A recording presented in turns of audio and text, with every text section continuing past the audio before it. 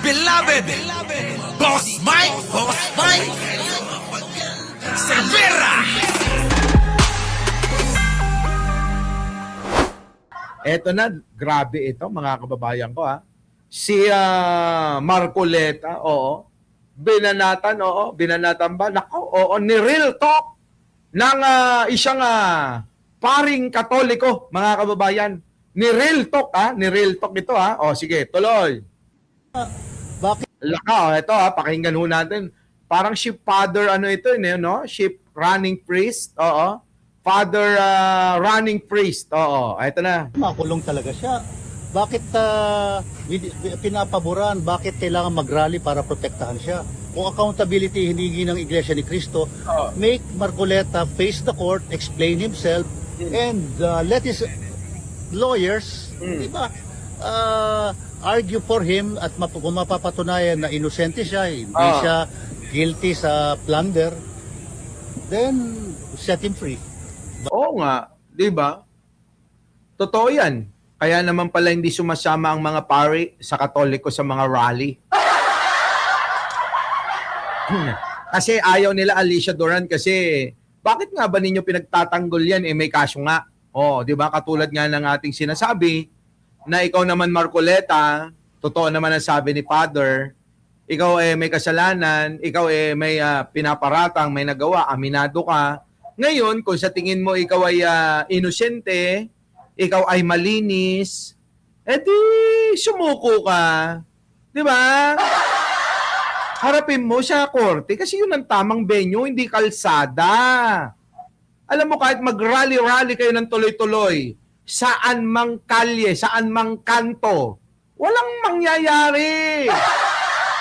Oo, kahit na lahat na ng mga kanto, sulok, lahat.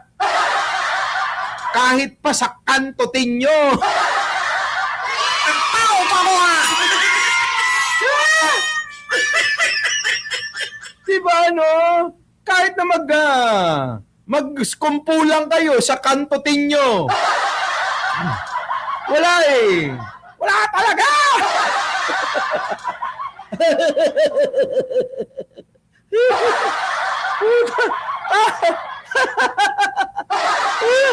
Di ba sino naman ang sabi nga ni Ronald Llamas, sino naman ang ang taong matino na ipagtatanggol at magrarally araw-araw para kay Marcoleta? Wala. Di ba? Buti pa si Father, magaling. Di ba? Grabe talaga ito Nakakainis. Sige, tuloy. Tama si Father. Shout out sa lahat ng mga taga. Saan?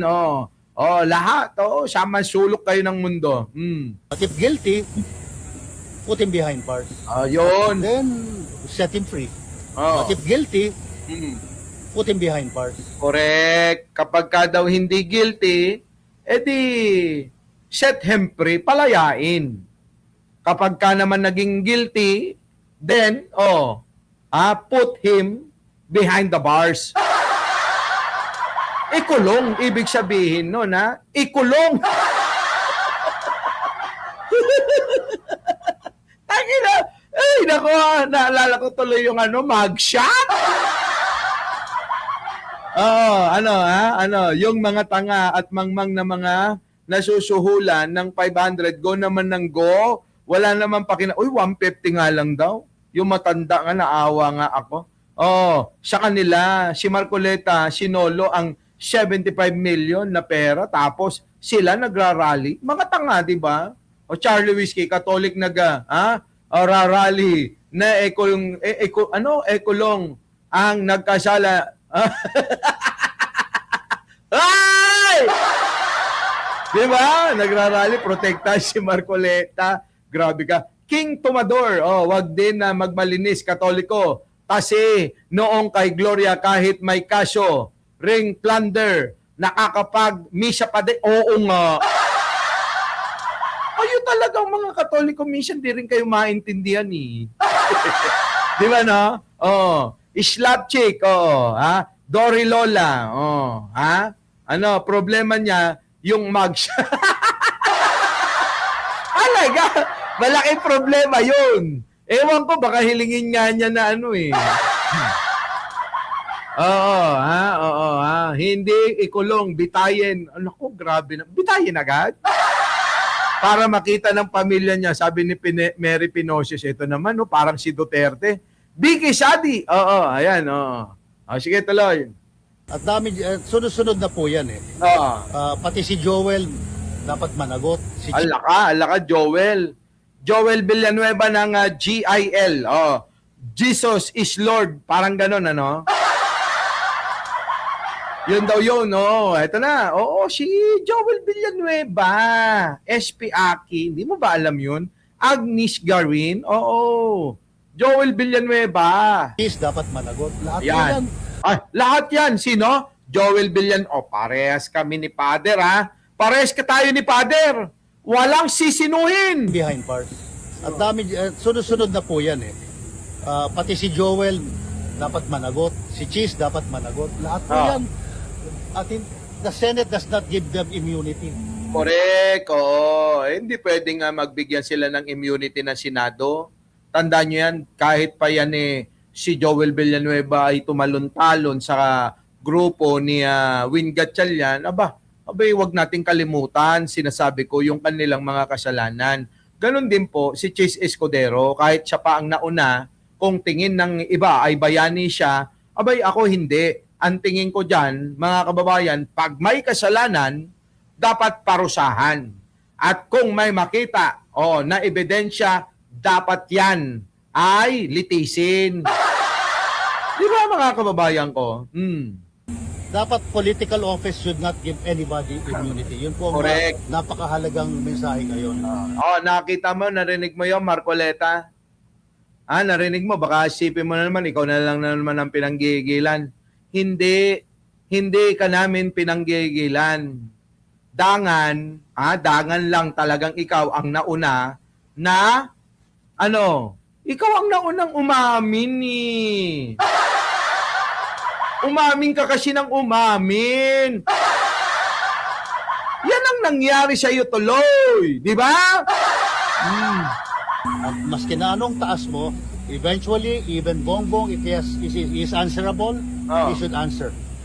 Ganun naman talaga eh. Sang-ayon naman ako kay Father. Alam nyo, kahit sino ka pa, Marcoleta, makinig ka, kahit sino ka pa, kahit ikaw pa ang presidente, kahit ikaw pa ang presidente, kailangan sumunod ka sa batas.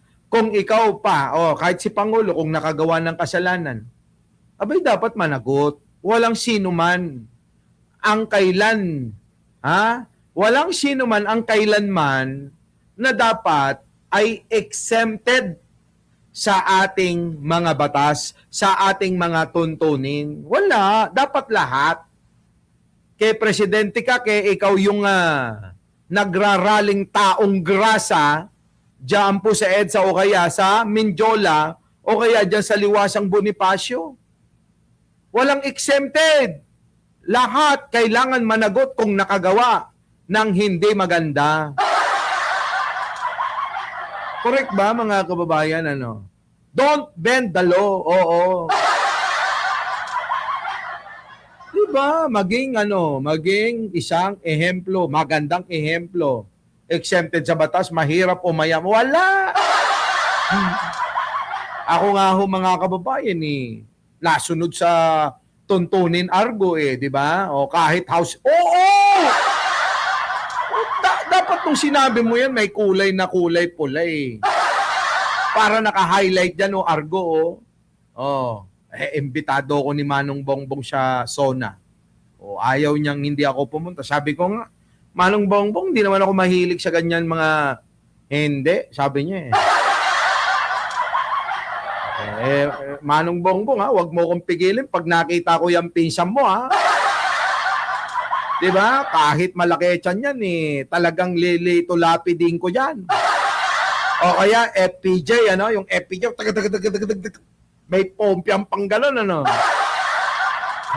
Di ba, no? Oh, ay, sana nandun ka, Argo. Tuloy. Kaya hindi naman pwedeng sabay-sabay gugulo masyado. Pero symbolically, if Marcoleta goes behind bars, maghintay ang ibang mga senador. Kung kayo ay guilty, you should also go behind bars. Grabe, no? Mga kababayan, ano? Sana all. Wala ganun talaga. Dapat talaga. Kailangan si Marcoleta ay mapunta sa kulungan. Yun naman talaga kung may kasalanan. Our beloved Boss Mike Cervera.